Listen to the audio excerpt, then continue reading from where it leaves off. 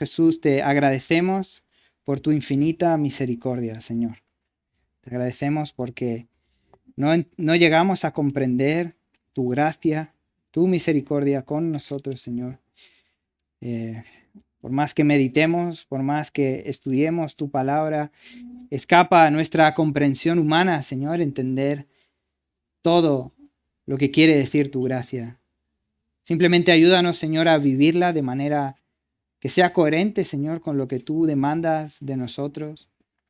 Que sea coherente con lo que tú pones en tu palabra, Señor, y que en esta mañana ayúdame también a ser claro, preciso en cuanto a lo que tú dices con mis hermanos, Señor. Abre también sus oídos espirituales, Señor, su mente, su razón, para que por medio de tu palabra nosotros podamos ser corregidos, para que por medio de tu palabra podamos ser guiados, y que por medio de tu palabra podamos glorificarte a ti, Señor, y darte toda la honra y la gloria.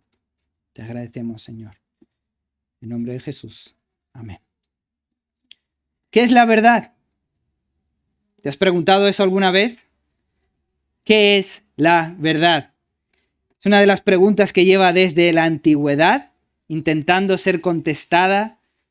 Muchos filósofos, políticos, personas de autoridad han intentado dar una respuesta a esta pregunta. ¿Qué es la verdad?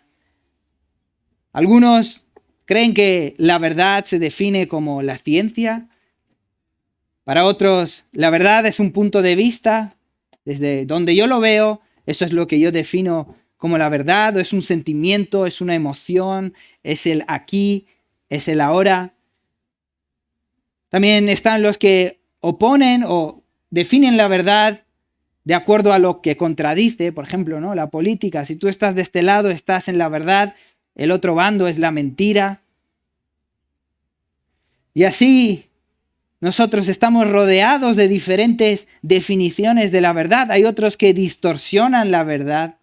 Hacen que lo bueno parezca malo y que lo malo parezca bueno. Cogen todo aquello que es verdadero y lo tuercen. O hacen aquello que es malo parecer bueno. No, tienes que pensar en ti mismo. Tienes que mirar por ti mismo primero, no tienes que mirar por los demás. Haciendo con que nosotros nos desviemos de lo que es la realidad. Solo quisiera abordar algunas definiciones de algunos de los grandes pensadores de nuestro mundo, por así decirlo, cómo han intentado abordar este tema de la verdad. Por ejemplo, Platón dice que la verdad es el mundo de las ideas, no el mundo sensible. ¿Qué quiere decir esto? Quiere decir que hay un mundo donde hay ideas que son perfectas y que la realidad se corresponde con estas ideas perfectas. Por ejemplo, vemos aquí una silla. Esta silla proviene de un mundo de las ideas donde hay una silla perfecta y la silla en este mundo jamás va a ser perfecta porque nunca va a llegar a la idea completa de la silla en el mundo de las ideas. Bueno, nosotros como cristianos no podemos aceptar esta verdad porque si la aceptamos estamos diciendo, por ejemplo, que Cristo no fue perfecto aquí en la tierra. Estamos diciendo que la idea de perfección solo existe en ese mundo de las ideas, en el cielo, por ejemplo, pero aquí en la tierra Cristo no fue perfecto. Descartes nos dice que solo tienen el poder de persuadirme por entero las cosas que concibo como clara y distintamente. ¿Qué nos está diciendo aquí? Él está diciendo todo aquello que yo someto a mi razón, a mi punto de vista, a mi entendimiento y encuentro que encajan, que tienen una conexión. Eso es la realidad. Pero esta definición se basa en el razonamiento de uno. ¿Y qué pasa si no tienes un buen razonamiento? ¿Y qué pasa si tu razonamiento es equivocado? Los nazis de Alemania se pusieron de acuerdo en que tenían que exterminar a un grupo. Eso fue lo que su razón determinó como lo correcto. Pero ¿quién lo juzga? ¿Quién puede decir que eso es correcto o no?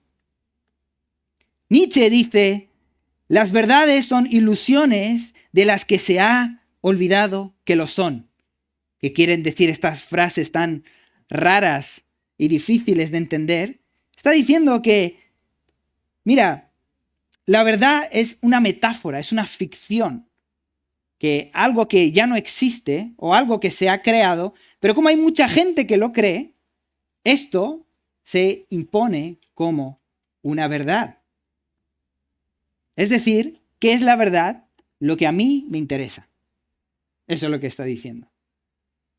Lo que a mí me interesa. Como el mundo no quiere ser juzgado por lo que hace, entonces se vuelven a definir la verdad. No quieren que le juzguen por su vida inmoral sexual, por sus malos hábitos, por su forma de hablar, por su forma de engañar y de mentir. Entonces, ¿qué hacen? Cambian la verdad. Y aunque nunca hayas escuchado estas definiciones antes, estas definiciones han moldeado nuestra manera de pensar.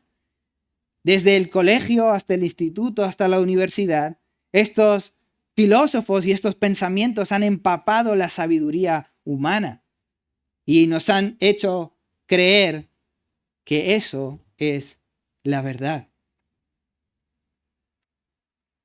Bueno, podemos estar aquí criticando y hacer una exposición de apologética, ¿no?, de las diferentes definiciones de la verdad, pero no es lo que queremos, sino que lo que queremos saber como cristianos es qué es la verdad, por una parte. ¿Qué es la verdad? Respuesta muy sencilla. Juan 17:17. Santifícalos en tu verdad. Tu palabra es verdad. Es decir, la palabra de Dios es la verdad. ¿Por qué es la verdad? Porque lo que Dios dice se corresponde con la realidad. Lo que Dios define se corresponde con la realidad. ¿Y por qué lo que Dios define se corresponde? Porque Él es el creador. Dios es el que lo creó todo, así que lo que Él dice que es, y lo que Él dice que no es, no es. Esa es la verdad para el cristiano. Todo lo demás puede ser relativo, pero la verdad de Dios no puede ser relativa. Hay muchos que quieren hacerla relativa y decir que, bueno, la verdad de Dios, en verdad, son solo enseñanzas morales, como intentó hacer el filósofo Kant. Intentó compaginarlo, pero a la vez quitar la autoridad de la verdad de la Biblia. Y lo que hacen algunos es ignorar esta verdad. Pero el hecho de que ignores una verdad no hace con que deje de existir. Si yo digo, creo que no existe gravedad y voy a saltar de un 10º piso, ¿qué creéis que va a pasar? ¿Que la verdad de la gravedad dejará de existir porque yo no me lo creo? O más bien voy a volar a la eternidad, ¿no? El hecho de que no creas en una verdad no quiere decir que no exista. El hecho de que digas que toda la verdad es relativa hace con que estés imponiendo una verdad sobre todo, porque estás diciendo que toda la verdad es relativa. Pero nosotros creemos en la verdad absoluta, que es, una vez más, la Biblia, la palabra de Dios, lo que Dios dice que se corresponde con la realidad. Eso por una parte. Pero por otra parte, esta verdad cambia nuestra manera de vivir, cambia nuestras decisiones, cambia nuestros pensamientos, moldea todo aquello que nosotros somos. Hay muchos que dicen que creen en Dios, pero viven la vida como quieren, como mejor les parece, como mejor encaje su verdad. Esto la verdad es que es algo muy triste. Hay una estadística en Estados Unidos que dice que dentro de los que profesan ser cristianos, una vez que se convierten o supuestamente se convierten, el uso de drogas y el sexo ilícito duplica. Y conducir borracho triplica. ¿Cuál es el efecto que está teniendo la verdad en estas personas? ¿O quizás es que no conocen la verdad? ¿O es que no escuchan la verdad? Esa sería la conclusión más lógica. O bien, no conocen la verdad de Dios o no quieren ser guiados por la verdad de Dios. No quieren aceptar que lo que Dios dice es lo que se corresponde con la realidad. Pero para el cristiano, todos los aspectos de su vida tienen que estar dominados por la verdad. El ocio, la familia, el trabajo, todo tiene que estar impregnado. No puede haber una verdad del hombre que va de la mano con la verdad de Dios. Solo una de ellas es la verdad absoluta. Así que cuando los cristianos empiezan a poner en duda la palabra, empiezan a dudar de Dios y también empiezan a relativizar la palabra de Dios. Empiezan a ponerse en el centro y empiezan ellos mismos a definir lo que sí es y lo que no es. Eso no es nada nuevo. Eso es lo que Adán y Eva hicieron ahí en Génesis. Así que eso es algo que debemos evitar como cristianos. Y la manera más sencilla de evitarlo, no es que sea sencilla de ejecutar, pero sí que es sencilla de entender, es que nos plantemos con firmeza en la verdad de Dios. Y es que conozcamos en profundidad la verdad de Dios, no en profundidad como eruditos y académicos, pero sí en profundidad en el sentido de que no la negociamos, no cambiamos, no la adulteramos, no vamos a distorsionar la verdad de Dios. Así que quisiera esta mañana mostrar 3 distintivos de la verdad que la hacen necesaria para tu vida. 3 distintivos de la verdad que hacen necesaria para tu vida. La primera de ellas es que solo la verdad de Dios te puede salvar. Solo la verdad de Dios te puede salvar. Acompáñame a 1 Corintios capítulo 1, versículo 21. 1 Corintios capítulo 1, versículo 21.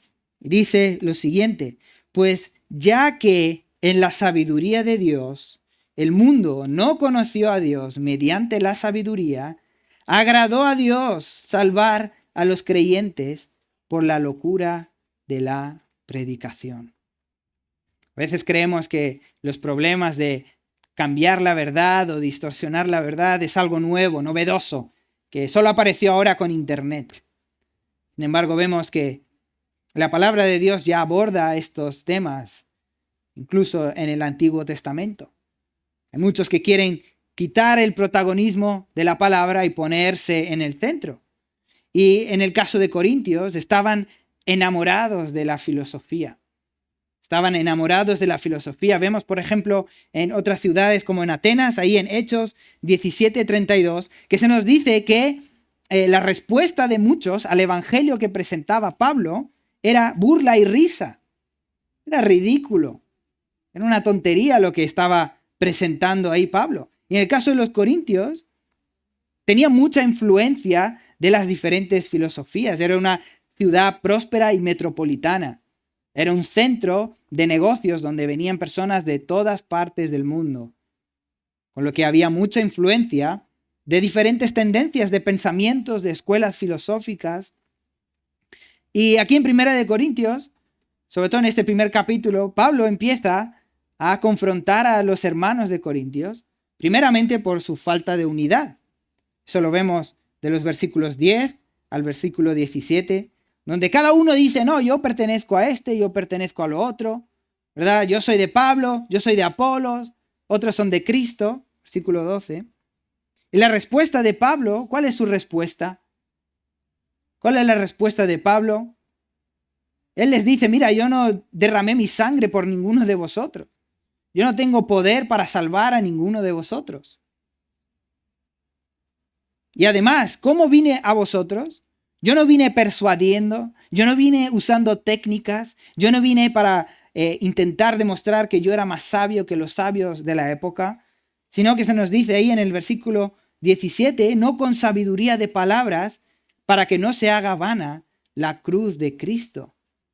A lo que está apelando aquí Pablo es que él no fue con esas técnicas que en aquel momento la gente tanto les gustaba. Era como mirar una serie, ver los distintos debates y cómo hablaban y cómo impresionaban, pero que la gente en verdad no entendía casi nada de lo que decía.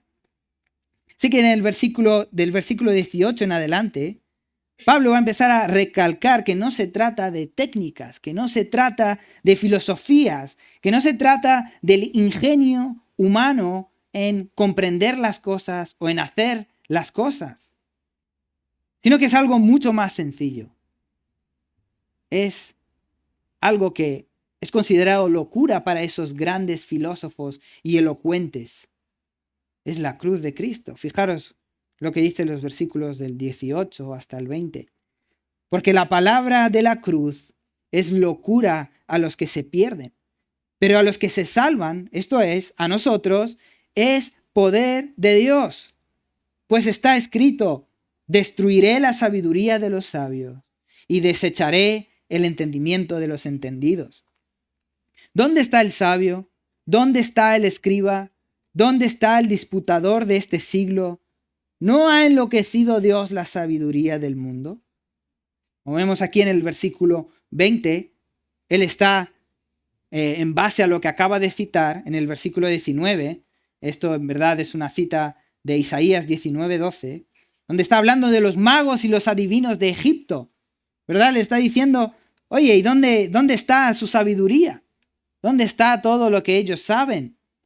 Luego cita también a los escribas, que es otra cita, Isaías 33:18, cuando los asirios invadían y asolaban un lugar, enviaban a escribas para que anotaran todo lo que se había conseguido del botín. Pero en el caso ahí de Isaías está diciendo, bueno, no van a tener nada que anotar. Y por último, él pregunta, ¿dónde está el disputador de este siglo? Como hemos dicho, en aquella época los filósofos les gustaban reunirse ahí y empezar estas discusiones y hablar de cosas etéreas que no llevaban a ningún lado. Y no estamos diciendo que la filosofía sea mala ni que sea pecado. Simplemente lo que estamos intentando mostrar aquí es que la filosofía del hombre no lleva a Dios.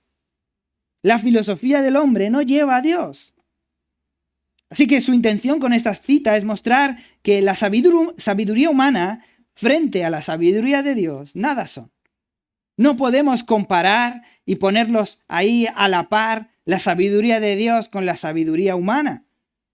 Dios, de manera muy clara, nos dice que la sabiduría humana no lleva a Dios. Así que empieza en el versículo 21 con un pues ya que. Es decir, él está concluyendo, es una conclusión de lo que acaba de decir. ¿Qué es lo que está concluyendo? Mira, considerando lo anterior, que Dios no necesita la sabiduría de los hombres, que esta sabiduría es inferior a la sabiduría de Dios, entonces, y ahí va a hacer la conclusión, digamos, en el versículo 21. ¿Cuál es la conclusión? Que la sabiduría humana no lleva a Dios. La sabiduría humana no nos acerca a Dios. Fijaros cómo lo dice, el mundo no conoció a Dios mediante la sabiduría. Y vivimos hoy en día influenciados por la mentira de que nosotros podemos construir nuestra propia verdad, que todos los caminos llevan a Dios, que bueno, con tal de que te portes bien y que busques a Dios sinceramente, eso es suficiente para conocer a Dios. Pero fijaros qué dice la palabra, que el mundo no conoce a Dios mediante su sabiduría. El mundo no puede llegar, mira, si tú te sientas aislado del mundo entero y te pasas 50 años meditando en cómo llegar a Dios, nunca vas a llegar a Dios. No vas a poder llegar a Dios. Tomas aquí un poquito de filosofía, estas religiones de aquí, de allá, lo vas juntando y lo construyes y así es como llegas a Dios. Pero ¿qué dice su palabra? ¿Qué dice la verdad? ¿Es así como llegamos a Dios? ¿Es así como llegamos a lo que se corresponde con la realidad? ¿Es así como llegamos a la verdad? Agradó a Dios salvar a los creyentes por la locura de la predicación. ¿Qué es lo que le agradó a Dios? ¿Que nosotros filosofáramos y llegáramos al entendimiento de un ser superior? No. La predicación es una locura para la sabiduría humana. no tiene ningún sentido. Por eso las personas no quieren aceptar las palabras de Cristo. No es que no quieran, es que no pueden aceptarlo. Va contra su lógica, va contra lo que ellos definen como verdad. ¿Cuál es el sentido de que alguien muera sustituyendo a otros y que lo único que tienes que hacer es creer? No tiene ningún sentido. Es mejor crearse todo un sistema donde tengo que hacer y realizar y demostrar que yo valgo, que yo merezco algo de Dios. La predicación no tiene ningún sentido a ojos humanos. Y locura en este contexto significa insensato, no pensar bien. Es decir, él está diciendo que la predicación no vas a llegar ahí por mucho que pienses y que medites por tu cuenta. Fijaros luego en el versículo 23, le hace un contraste y dice, pero nosotros predicamos a Cristo crucificado. La locura de la predicación, ¿qué es? Predicar a Cristo crucificado. Y esto implica dos cosas. Por una parte, la solución del problema de estos hermanos en Corintios, la falta de unidad que tenían. ¿Cuál era? Humillarse. Humillarse al mirar al Cristo crucificado. Y que pusieran de lado esas tonterías y que se pusieran delante de su Salvador. La humildad de Cristo. Y por otro lado, también es una locura pensar que el protagonista, que el rey, que el Salvador, muriera de una forma tan indigna. Hermanos, quizás no es algo que lo tengamos tan presente, pero la manera en la que Cristo murió fue peor que si mataran a un perro en la calle. Fue lo más humillante. Fue lo peor la manera en la que le podrían haber matado. La crucifixión de Cristo. Los reyes no morían de esta manera. La manera en la que murió fue sin honor. Por supuesto, a ojos humanos. Y eso es lo que la sabiduría humana dice. Pero Dios no eligió esta sabiduría para salvarnos. Dios no eligió el que tú encontraras tu propio camino hacia Dios, sino que Él eligió que esta verdad fuera por medio de la predicación de la palabra. Una exposición fiel de la verdad de Dios es lo único que puede sacar al ser humano de su pozo de pecado. Y sí, es necio a ojos de los seres humanos, no tiene sentido para nosotros, pero es el camino que Dios ha elegido. Solo el conocimiento de la verdad, de la condición del hombre hacia Dios y de cómo éste mismo decidió salvarnos, es lo que nos convence de pecado. Hay muchas personas que dicen por ahí, hemos predicado el Evangelio y solo han dicho Jesús te ama. Pero eso no es una exposición de la verdad, porque la verdad nos dice que estamos muertos en delitos y pecados, que hemos defraudado a Dios, que hemos dado la espalda a Dios y por eso, ¿qué merecemos? El infierno. Si no entendemos que merecemos infierno, no vamos a entender que necesitamos a un Salvador. ¿Y quién es este Salvador? ¿Son mis propias obras? ¿Son mis méritos? No, es Cristo, el único que vivió la vida perfecta y que murió para pagar la deuda que nosotros no podíamos pagar. Bueno, ahora con mi hijo Tadeo está haciendo una aventura la cantidad de veces que tengo que ir al hospital. Yo creo que ya me conozco todo el Hospital de La Paz. Tantas veces que he ido, ya me conozco todos los pasillos, hasta los enfermeros. Y en muchas ocasiones, que se agradece, muchos hermanos vienen y nos dicen, oye, creo que deberías de hacer esto. Oye, a mí me funcionó, que hicieras tal o hicieras cual con mi hijo. A mí me fue bien. Pruébalo. Y no estamos diciendo que, hermanos, por favor, si tenéis consejos, escuchamos, no hay ningún problema. Pero la cosa es que nuestro hijo tiene algo que no todas las personas han podido experimentarlo. Y al final, ¿quiénes son los que tienen más entendimiento sobre este caso? Son los médicos, son los profesionales de la salud. Ellos lidian con ese tipo de casos a diario. Entonces, aunque Me parece bien algunos de los consejos y algunos de ellos son útiles. De nuevo, no estamos desechando todos los consejos. Al final me tengo que fiar de lo que me diga el médico o la enfermera, ¿no? Ellos al final son los que conocen la situación en profundidad.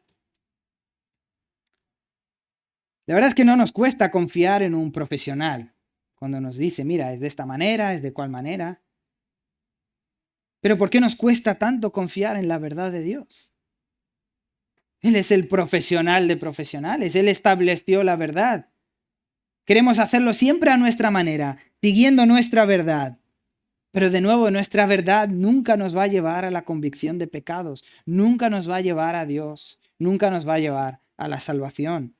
Y de nuevo no estamos desechando diciendo que toda la sabiduría humana es mala y pecaminosa. Bueno, tenemos la tecnología que nos ayuda en la salud, en el transporte, en el trabajo. Bueno, gloria a Dios por eso.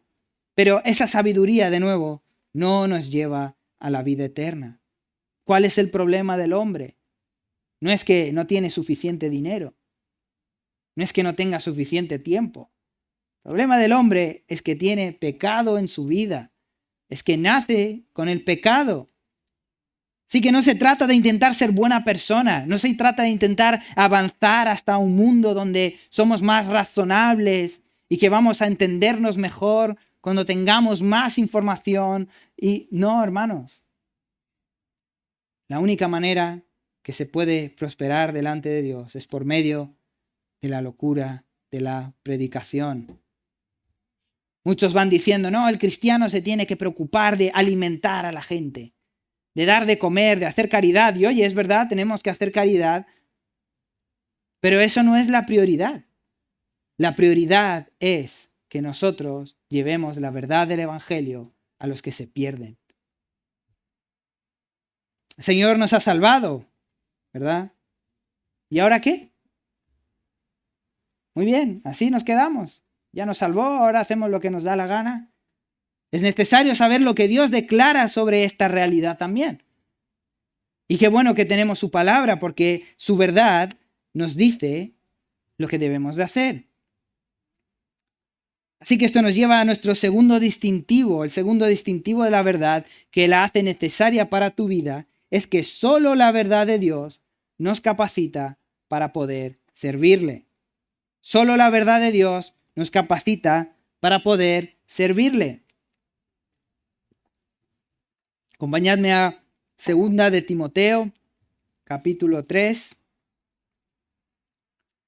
versículos del 16 al 17. 2 de Timoteo, capítulo 3, versículos del 16 al 17. Famosos versículos que nos dicen que toda la escritura es inspirada por Dios y útil para enseñar, para redarguir, para corregir, para instruir en justicia, a fin de que el hombre de Dios sea perfecto, enteramente preparado para toda buena obra. En esta segunda carta de Pablo a Timoteo, la situación de la iglesia estaba peor que en la primera. Y en esta carta, que es muy personal y emotiva por parte de Pablo, también vemos el mensaje de Dios ahí en esta carta. Y lo que sabemos es que a lo largo de toda la escritura, siempre de que se advierte de que muchos pondrían la fe a un lado. Muchos pondrían la verdad de Dios a un lado. Muchos intentarían cambiar la verdad de Dios. Muchos desecharían la verdad de Dios. Y todas las cartas del Nuevo Testamento, a excepción de Filemón, que es una petición, todas lidian con algún error sobre la verdad de Dios. Solo voy a dar algunos ejemplos. Mira, 2 de Pedro habla de los falsos maestros que siempre existieron y que están por llegar a la iglesia, en el capítulo 2 sobre todo. La corta epístola de Judas se escribió poco después de 2 de Pedro y pone el foco. 2 de Pedro dice, mira, están por llegar. Judas dice, ya han llegado. Así que los describe cómo son esos falsos maestros, quiénes son, cómo actúan, cuáles van a ser sus consecuencias delante de Dios y cómo podemos reconocerlos. Primera de Juan combate a los gnósticos que querían sacar a Cristo y su humanidad del centro. y ellos se querían poner como divinamente inspirados. Tercera de Juan combate a los líderes que quieren la preeminencia en la iglesia. Santiago combate la fe intelectual. Gálatas combate a los judaizantes. Primera de Corintios combate el misticismo y la falta de orden con respecto a los dones en la iglesia. Y así podríamos seguir con cada uno de los libros, de las cartas, del Nuevo Testamento. ¿Qué quiere decir esto? ¿Cuál es el punto de todo esto? Es que siempre habrá falsos maestros. Siempre habrá gente que pondrá su orgullo en el centro y dirá que eso es de Dios. Y aquí en 2 de Timoteo vemos algo muy parecido. Mira, si vais un poquito antes y retrocedéis al primer versículo del capítulo 3, los versículos del 1 al 5 dicen lo siguiente: también debes saber esto, que en los postreros días vendrán tiempos peligrosos, porque habrá hombres amadores de sí mismos, ávaros, vanagloriosos, soberbios, blasfemos, desobedientes a los padres, ingratos, impíos, sin afecto natural, implacables, calumniadores, intemperantes, crueles, aborrecedores de lo bueno, traidores, impetuosos, infatuados, amadores de los deleites más que de Dios, que tendrán apariencia de piedad, pero negarán la eficacia de ella. A estos evita. Todo esto va alineado con el tema de la verdad. Habrá hombres que vendrán y querrán sustituir la verdad de Dios en la iglesia. Querrán llevarlos hacia toda esta lista de pecados. ¿Cómo podemos resistir a todo esto? En medio de la verdad de Dios. Fijaros qué interesante, en el versículo 8 dice: y de la manera que Janes y Jambres resistieron a Moisés, así también estos resisten la verdad, hombres corruptos de entendimiento, réprobos en cuanto a la fe. Aquí se nos cita el nombre de dos personas, Janes y Jambres. Puedes buscar en todo el Antiguo Testamento, no los vas a encontrar. Pero se dice que ellos eran magos egipcios que estaban con el pueblo de Israel cuando huyeron de Egipto. Y que ellos avivaron el fuego del pueblo de Israel a que hicieran ese becerro de oro. Eso, por supuesto, está en la tradición judía, por eso sabemos de eso. ¿Cuál fue el fin de ellos? Fueron ejecutados. Ni se mencionan en el Antiguo Testamento. Pero ¿cuál era el problema de estos dos hombres? Como nos dice aquí Pablo en el versículo 8, resistieron a Moisés. ¿Y qué dice? Así también estos resisten la verdad. Resisten lo que Dios dice que se corresponde con la realidad. ¿Cuál es el antídoto a todo esto? Bueno, esto es lo que Pablo va a seguir exhortando a Timoteo, que ahora es líder y pastor, ¿verdad?, de la iglesia. ¿Cómo debe de reprochar a esto, esta mentira, esta falsa realidad? ¿Cómo lo debe de hacer? Versículos 10 al 12 le recuerda a Timoteo que él debe ser diferente, que él debe permanecer en la enseñanza que ha recibido del apóstol, así como de su ejemplo, ¿verdad? Porque las cosas no se van a poner mejor. La gente no va a creer más en Dios. Debes permanecer en lo que has aprendido desde la niñez, Timoteo. Eso es lo que le está diciendo. Debes permanecer en lo que has aprendido sobre las sagradas escrituras por parte de tu madre y de tu abuela. Timoteo era de padre gentil y de madre judía. Entonces toda la enseñanza que había recibido venía de parte de su madre. Y llegamos a los versículos 14 y 15 y le recuerda a Timoteo cuál es el camino a la salvación. ¿Cuál es el camino? Las sagradas escrituras, versículo 15, y que desde la niñez has sabido las sagradas escrituras, las cuales te pueden hacer sabio. Fijaros a qué sabiduría te lleva para la salvación por la fe que es en Cristo Jesús. Solo la palabra de Dios, la verdad de Dios es la que nos puede salvar. Acabamos de ver en 1 Corintios 1:21. Pero no solamente esto, fijaros lo que nos dice después toda escritura es inspirada por Dios. Aquí la palabra inspirada es una palabra, digamos, que fue creada para poder reflejar lo que está queriendo comunicar aquí Pablo. Es la unión de dos palabras, ¿verdad? La palabra es Dios y aliento. Lo que él está diciendo es que toda la palabra es aliento de Dios, es soplada por Dios. Toda la palabra proviene de Dios. No está hablando de la inspiración, por ejemplo, cuando ves un cuadro bonito y eso te inspira a escribir una canción. No está hablando de eso, sino que está hablando que fue soplado por Dios. Eso es lo que nos está diciendo cuando habla de que fue inspirado. Palabra de Dios. Las escrituras, aquí en este caso está hablando concretamente del Antiguo Testamento, pero las implicaciones es toda la palabra de Dios. Lo que fue escrito es lo que Dios ha respirado. Y todo lo que sale de la boca de Dios, ¿qué es lo que es? Nos dice aquí, es útil. Es útil, es decir, es de provecho. Se puede sacar provecho de todo lo que sale de la boca de Dios. Pero Él nos va a decir para qué es provechoso. ¿Para qué es provechoso la palabra de Dios? Fijaros, dice, para enseñar.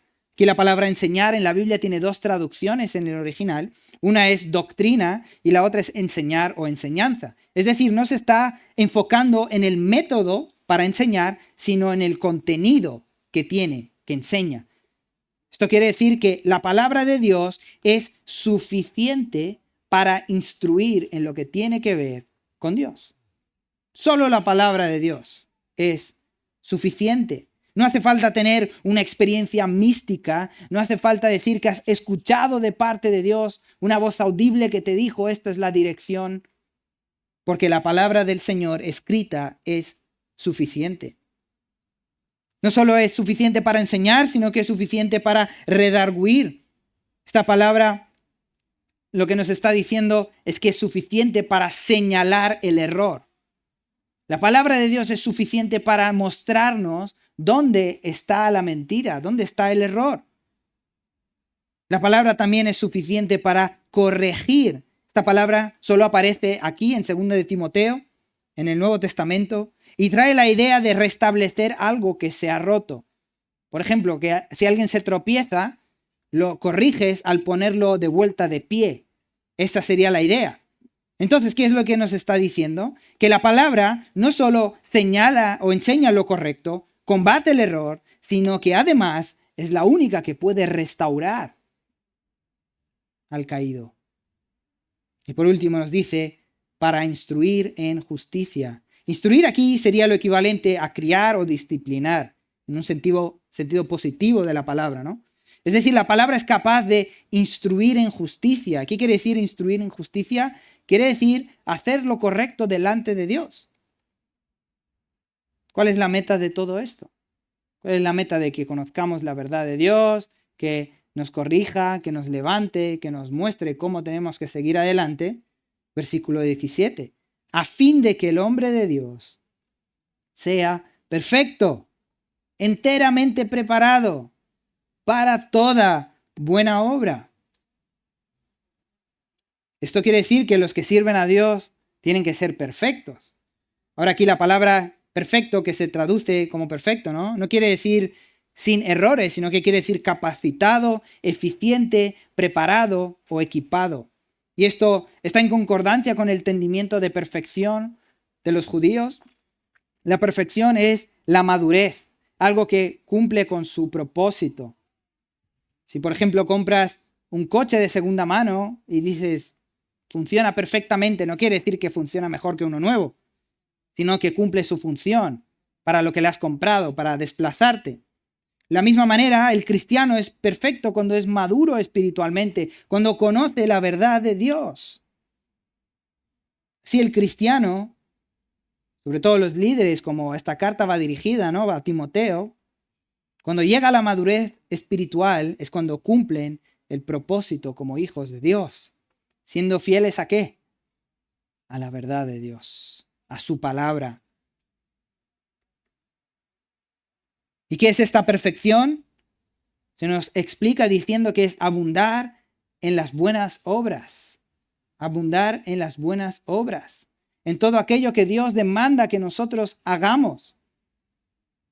Que nosotros, por ejemplo, tengamos cuidado con nuestro hogar, con la familia, con la iglesia, con el gobierno, con los no creyentes, que nosotros seamos de testimonio de la verdad de Dios para ellos.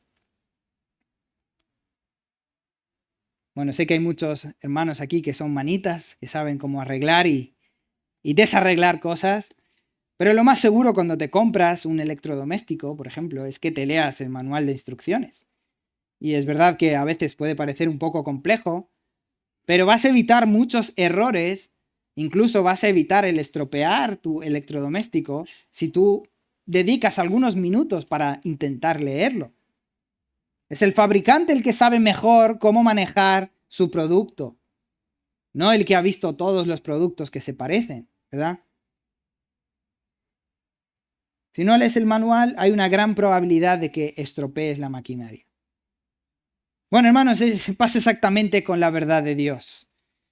Es exactamente lo mismo. Si no conocemos la verdad de Dios, hay una gran probabilidad de que nosotros vamos a desviarnos de lo que Dios demanda para su pueblo.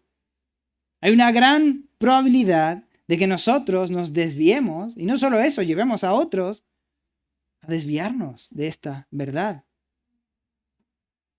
Así que, hermano, ¿quieres servir en la iglesia? Gloria a Dios, eso es algo bueno. Pero no pienses que vas a servir en la iglesia porque tienes un buen puesto de trabajo, porque eres un hombre de éxito en los negocios. Porque lo que la palabra requiere para que sirvas en la iglesia, para que tú puedas ser un ministro de Dios, para que tú puedas servir en tu casa como sacerdote de tu casa, no es que tengas experiencia en el mundo laboral, sino que conozcas la verdad de Dios. ¿Cómo vas a instruir a tus hijos? Por medio de la verdad de Dios. ¿Cómo vas a guiar a tu esposa? Por medio de la verdad de Dios. ¿Cómo vas a servir en la iglesia? Por medio de la verdad de Dios. Desafortunadamente, hoy en día vemos a personas que dicen, bueno, yo me quiero preparar para servir al Señor. Voy a aprender inglés. Hombre, no estamos diciendo que sea malo aprender inglés. Es muy útil y muy necesario. Pero eso no es lo que Dios demanda que nosotros tengamos para aprender a servir en la casa de Dios. Eso no es lo que Dios demanda, que los cristianos tienen que diferenciarse porque saben inglés. No. De nuevo, si es algo que tú quieres aprender, hermano, no hay pecado. Adelante, puedes aprender inglés, puedes estudiar, universidad, doctorado, todo lo que tú quieras. Pero esto no te va a capacitar para servir a Dios. Lo único que nos capacita es su palabra. Quizás alguno dirá, bueno, yo es que no valgo para dar la instrucción, no sé cómo hacerlo. Hermanos, la palabra del Señor es la verdad. Ella se corresponde con la realidad. Y si ella nos promete que por medio de ella nosotros podemos hacer la voluntad de Dios, esto es lo que debemos hacer. Pero bueno, ya a veces uno ya conoce la respuesta, ¿no? Alguno dirá, no, pero es que yo no soy lo suficientemente santo para servir a Dios o para intentar aprender más de la Biblia. No, yo me dedico a lo mío. ¿Tu problema es el pecado entonces? No pasa nada. El último distintivo de la verdad que la hace necesaria para tu vida es que solo la verdad de Dios te ayuda a vencer la tentación. Solo la verdad de Dios te ayuda a vencer la tentación. Parece que hoy en día los cristianos tienen una lucha a la hora de afrontar la tentación.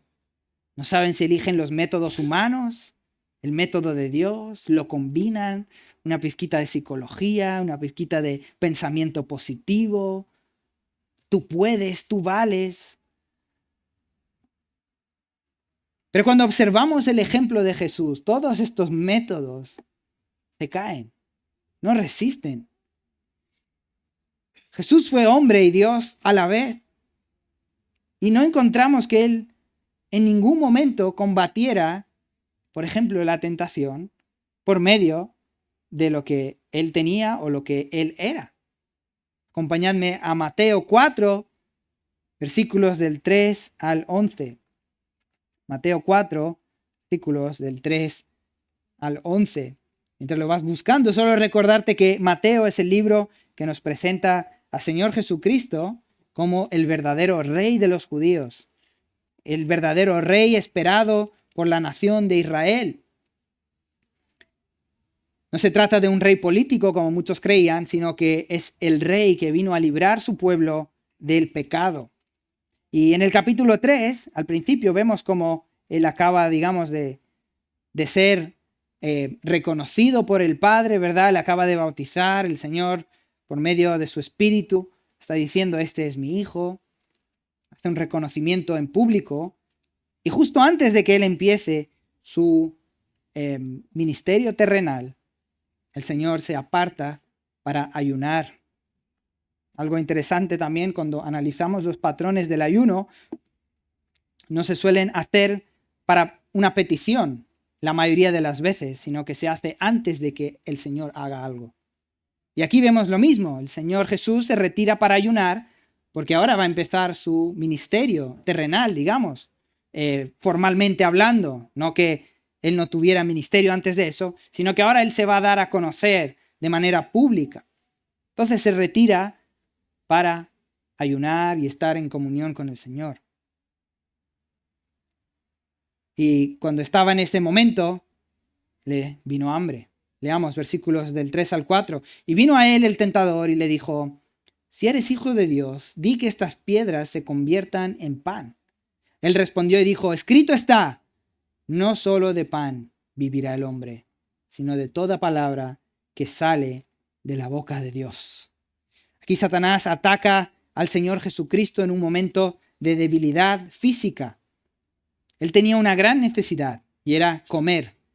Los estudios hoy en día dicen que lo máximo que una persona puede quedarse sin comer es alrededor de los 40 días. Obviamente va a depender, ¿no? Si una persona tiene más o menos, digamos, grasa, que pueda ir usando a lo largo del ayuno. Pero lo normal es que alrededor de los 40 días empiecen a sentir hambre de verdad. No son las ganas de comer ahora cuando termina el culto y empiezas a oler la comida rica. No estamos hablando de este hambre, estamos hablando de hambre de desesperación, de me como cualquier cosa que tenga delante. Lo primero que vea, aunque esté vivo, me lo como. Estamos hablando de una situación de hambre verdadera. Y ahí es donde aparece Satanás. Y le dice, ¿por qué no comes de este pan? Le tienta en una necesidad que tenía ahí el Señor Jesucristo. Jesucristo le podría haber dicho, mira, es que ya estoy por terminar el ayuno, vete de aquí, Satanás. Sería válido, ¿no? Ya me quedan unas horitas, estoy esperando, ya están los ángeles por llegar. ¿Pero qué le dice el Señor Jesucristo? Escrito está. Escrito está. Señor Jesucristo en su divinidad no lucha contra la tentación con su conocimiento, sino que utiliza la verdad de Dios. Y además él cita un texto muy propicio que es Deuteronomios 8:3 y dice, y te humilló y te dejó tener hambre y te alimentó con el maná que no conocías ni tus padres habían conocido, para hacerte entender que el hombre no vive de pan, sino que vive de todo lo que procede de la boca del Señor. Aquí en estos versículos Dios está llamando al pueblo de Israel a que antes de entrar en la tierra prometida se acuerden de que Dios es el proveedor, que Dios es el que suple las necesidades. Todo lo que el pueblo siempre necesitó, Yahweh siempre lo proveyó.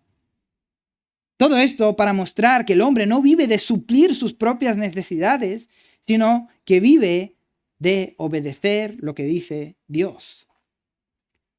Y en este momento de debilidad, Jesús responde, escrito está. Escrito está. ¿Cómo respondemos nosotros? Por ejemplo, cuando en nuestro trabajo nos dicen, oye, si escondes esta verdad, te subimos el sueldo. Oye, me viene bien este mes, ha sido un mes difícil. No tengo suficiente. O cuando se te hacen una propuesta, oye, ¿y por qué no vas a trabajar lejos y dejas todo lo que está aquí? Oye, la verdad es que necesito dinero. Hermanos, no estamos diciendo aquí ni queriendo ser legalistas, ¿vale? Lo que estamos diciendo es, cuando se te hacen estas propuestas que van justo a tu necesidad, ¿cómo contestas a ellas? ¿Contestas, es lo que necesito? ¿O contestas, escrito está? ¿Qué es lo que me aconseja la palabra de Dios? ¿Qué es lo que nos dice la palabra de Dios? ¿Confías en que Dios es el que te sostiene? ¿Confías en que Dios es el que te provee? Entonces debes de poner en primer lugar lo que Dios dice que debemos de poner en primer lugar. Y es nuestra comunión con el Señor. Y es nuestro tiempo con la iglesia del Señor. De nuevo, no estamos hablando de circunstancias donde uno tiene que salir una temporada o trabajar o es el único trabajo que tiene y justo toca los fines de semana. Bueno, puede venir entre semana. No hay problema. Estamos yendo al punto donde te dejas guiar por tu necesidad y no por la palabra de Dios. El segundo intento de Satanás es cambiar la verdad de Dios. Él intenta distorsionar la realidad del Señor. Ya que no ha funcionado apelar la necesidad, versículos del 5 al 7, dice, entonces el diablo le llevó a la santa ciudad y le puso sobre el pináculo del templo y le dijo, si eres hijo de Dios, échate abajo porque escrito está, a sus ángeles mandará acerca de ti y en sus manos te sostendrá para que no tropieces con tu pie en piedra. Jesús le dijo, escrito está también, no tentarás al Señor, tu Dios. La segunda tentación de Satanás atienta contra su conocimiento bíblico, ¿verdad? Cristo conoce muy bien la verdad. Cristo sabe lo que se corresponde con la realidad. Satanás le está diciendo, mira, si crees que solo vives de lo que dice Dios, no es eso lo que me estás diciendo, que no solo de pan vives, entonces demuestra que es verdad lo que dice su palabra. Si te tiras de aquí, te va a mandar a rescatar, ¿no? ¿No es eso lo que dice su palabra? Muy astutamente, él también dice, escrito está. Y quizás aquí sea donde nosotros como cristianos muchas veces fallamos. Muchos son llevados por cualquier viento de doctrina, cualquier cosa que dice el predicador de YouTube, el predicador de moda, nos lo creemos. ¿Verdad que dependemos primeramente de la misericordia de Dios y no de nuestras capacidades intelectuales? Así que Jesús nos está mostrando cómo debemos de combatir este error. ¿Cómo debemos de hacerlo? Escrito está. ¿Quieres sacarlo de contexto? Bueno, pues vamos a ver qué dice todo lo demás. ¿Cómo podemos identificar las medias verdades? Conociendo la verdad completa. La respuesta no es porque yo así lo siento, porque a mí me dice que. La respuesta es porque escrito está. Así que cuando vemos algo, escuchamos algo que se dice de Dios, nuestra primera pregunta tiene que ser, ¿dónde está escrito esto? ¿Dónde lo pone? Fijaros que la respuesta de Cristo es, escrito está también. ¿Quieres contrarrestar esto? ¿Quieres decir que lo que Dios dice no es verdad? Bueno, te voy a mostrar todo el panorama entonces de lo que dice la verdad de Dios. Y nosotros, hermanos, también tenemos que saber rebatir estas mentiras. Cuando las personas dicen, no, es que Dios es amor y tenemos que aceptar la homosexualidad como algo bueno, también tenemos que saber decir, pero escrito está también que Dios es justo y Dios es santo y Dios no permite el pecado. Y no es que el pecado en la homosexualidad sea mayor que los demás pecados, pero es pecado también. Escrito está. Debemos de conocer la verdad de Dios para poder presentarla cuando la pongan en duda. La última tentación de Satanás es hacia el deseo, versículos del 11 al 11. Otra vez le llevó el diablo a un monte muy alto y le mostró todos los reinos del mundo y la gloria de ellos. Y le dijo, todo esto te daré si postrado me adorares. Entonces Jesús le dijo, vete, Satanás, porque escrito está, al Señor tu Dios adorarás y a Él solo servirás. El diablo entonces le dejó, y aquí vinieron ángeles y le servían. Si hay alguien que conoce el corazón del ser humano, ese es Satanás. Él lo conoce muy bien. Y él aquí intenta apelar al deseo de Cristo, pero Cristo es el Rey eterno. Y fijaros que Cristo podría haber dicho, mira, cuando Satanás le dice, te voy a ofrecer todos estos reinos, él podría haber dicho, ¿pero qué me estás diciendo si son míos? Lo podría haber dicho y sería correcto. Pero ¿cómo contesta una vez más el Señor Jesucristo a Satanás? Escrito está. La verdad de Dios, lo que Dios ha establecido es lo que es. Escrito está. Ahí reside el poder de la verdad. La declaración de la verdad es que escrito está. Ahora, bueno, esto se ve muy bonito cuando lo leemos, ¿no? ¿Qué pasa en la práctica? ¿Cómo te comportas cuando te hacen ofertas de trabajo que van a comprometer tu vida con el Señor? Y una vez más, hermanos, sé que hay muchos que tienen que trabajar en días de domingo, por ejemplo, y no es pecado. No estamos apelando aquí a que al legalismo, no es eso lo que estamos diciendo. Pero si ya tienes un trabajo y te ofrecen otro trabajo el domingo, por ejemplo, ¿estás intentando ver lo que escrito está o estás simplemente dejándote guiar por tus deseos? ¿Lo ves como una oportunidad de Dios? Bueno, resulta que el diablo también sabe dar regalos. También sabe dar oportunidades y muy buenas a veces. ¿Cómo sabes que esa oportunidad es del Señor o es de Satanás? Tienes que saber lo que escrito está. Tienes que conocer la verdad de Dios.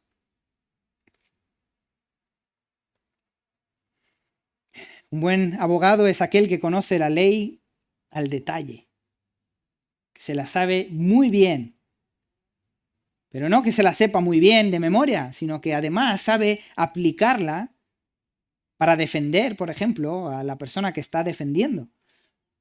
De hecho, vemos como algunos casos absurdos de personas que claramente eran culpables y son absueltas.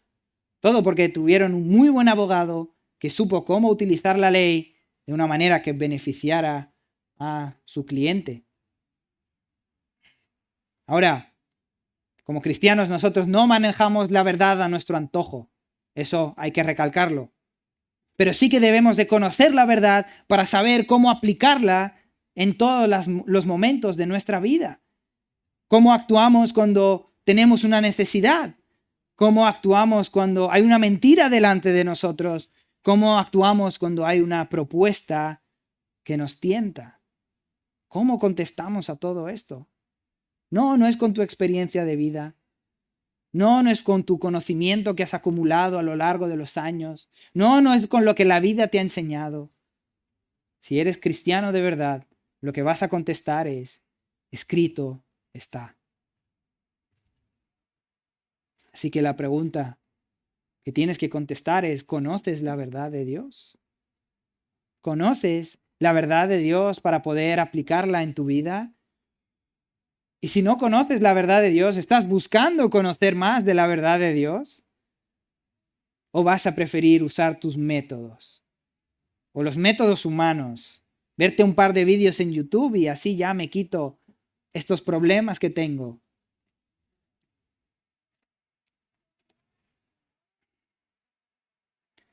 Cuenta la leyenda que en la ciudad de Valdeoro, la antigua Castilla, esta ciudad estaba a punto de caer rendida ante las tropas enemigas. Les habían rodeado, estaban en un acantilado, así que estaban delante de esta ciudad y habían cortado toda provisión de recursos, de agua, de comida. Y no podían ni entrar ni salir de la ciudad, ni personas, ni recursos. Sin embargo, el rey había se había enterado de esto y había enviado a sus tropas para defender la ciudad. El problema es que si no llegaba a tiempo y dominaban esta ciudad, ellos solo tenían que, una vez más, cerrar las puertas y ya no iban a poder entrar. Entonces se juntaron el gobernante, la noche antes del asedio para intentar encontrar una solución. Querían saber cómo deberían de actuar frente a este gran problema. Estaban ya muriéndose de hambre y de sed. Entonces se acercaron algunos de los más ancianos del pueblo y dijeron, mira, nosotros nos vamos a sacrificar. Los enfermos, los mayores, los lisiados, vamos a salir y nos vamos a rendir. Y claro, como tenemos dificultades, ellos van a perder tiempo intentando capturarnos como rehenes. Además, nos van a alimentar. Y esto va a hacer con que se posponga el asedio al día siguiente. Y el gobernante al principio dijo, no podemos hacer esto. ¿Cómo vamos a sacrificar a estas personas solo porque no pueden luchar o no pueden resistir? Sin embargo, al final cedió por hacer lo que se había dicho, porque no tenían otra oportunidad. O sacrificaban a una pequeña parte de la ciudad o sacrificaban a toda la ciudad. Con mucho pesar, el gobernante cedió y dijo, vale, que así sea entonces. Al día siguiente, estos 300 hombres, ancianos, gente que estaba enferma o lisiada, salieron y para sorpresa del ejército que estaba a punto de asediar la ciudad, se quedaron confundidos al ver que venían y se rendían. Pero de nuevo, como había gente que no podía caminar bien, había gente que estaba muy débil, al final estuvieron todo el día intentando organizarlos para traerlo de vuelta a su campamento y decidieron posponerlo para el día siguiente. Pero para la sorpresa del ejército enemigo, al día siguiente, el rey llegó y en la ciudad estaba llena de los estandartes del rey. Y el rey salió y consiguió derrotar a este imperio que quería dominar a la ciudad.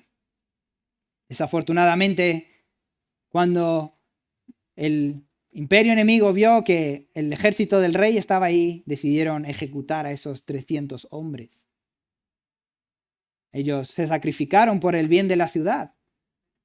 Y al final la ciudad se mantuvo firme con la ayuda del ejército. Bueno, no sabemos si esta historia es real o es solamente un relato, pero nos ayuda a entender algo. Lo primero es que la ciudad sobrevivió gracias a una instrucción que les fue dada, que sacrificaran, ¿verdad?, a estos hombres. Y lo segundo, lo que les motivó a tomar esa decisión fue el deseo de mantener la ciudad a pesar de los sacrificios. Así que la pregunta que te hago, mi hermano, es, ¿estás dispuesto a seguir la instrucción de Dios? ¿Estás dispuesto a seguir la verdad de Dios, cueste lo que cueste? ¿Estás dispuesto a sacrificar lo que tú consideras algo grande o bueno, pero que a los ojos de la verdad es una mentira? ¿Pero que a los ojos de la verdad no proviene de Dios? ¿Pero que a los ojos de la verdad te va a alejar de Dios? ¿Estás dispuesto a contender por la verdad? ¿Estás dispuesto a mantenerte firme sobre lo que Dios dice y no sobre lo que tú sientes, o no sobre lo que a ti te parece, o no sobre lo que dice la sociedad? ¿Estás dispuesto a darle la gloria a Cristo y mantenerte firme en su palabra? Entonces tienes que contestar a esta pregunta. ¿Conoces la verdad de Dios? Oremos. Señor Jesús, te agradecemos por tu palabra, Señor. Siempre nos confronta. Señor, nunca nos deja iguales. Tu palabra nunca vuelve vacía, Señor. Tu palabra siempre expone la realidad de los hechos. Y nuestra necesidad, Señor, no es un mejor trabajo, no es nuestros deseos, no es más dinero. Nuestra necesidad, Señor, es tu verdad. Que nuestro corazón se limpie de todo pecado por medio de Jesucristo, Señor. Esta es nuestra necesidad. Ayúdanos a depender de tu verdad, Señor, y no de nuestros métodos humanos. Ayúdanos a reconocer que solo vamos a llegar a ti por medio de tu sabiduría, que es locura para el mundo, Señor. Que podamos entender, Señor, que tu verdad es la única que nos capacita para servirte en todas las áreas de nuestra vida. Tu palabra es la única que nos ayuda a combatir el pecado, Señor. Porque tu palabra es lo único que se corresponde con la verdad. Te agradecemos, Señor, y pedimos que esta verdad esté, Señor, clavada en nuestro corazón. Que no tengamos miedo ni duda a la hora de exponer tu verdad y que la podamos conocer también, Señor, y saber qué implicaciones tiene conocer tu palabra. Te agradecemos, Señor, en nombre de Jesús. Amén.